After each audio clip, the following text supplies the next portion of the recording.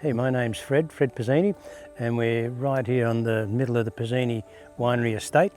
We're looking at a planting of tomatoes, which I planted in just around about mid-November for Katrina's cooking school and classes, and to make the passata that we make here at the winery. And these tomatoes there are a couple of different types. There's some ox hearts, which are these ones here, and then there's a little thing called the ugly tomato, which is quite a big tomato. This is quite a small one, but the rest that are on the vines here at the moment are really quite large tomatoes, which can get up to about 1 kilo in weight.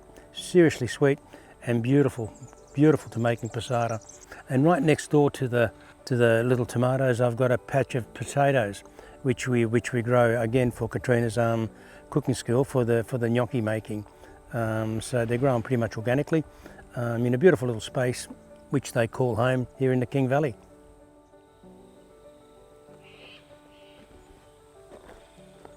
Here we are, right in the middle of the potato patch. This potato patch was planted about 6 weeks ago, and the variety is the Desiree potato, which is quite a waxy potato, which is perfect for making gnocchi, which Katrina uses in her cooking school and classes.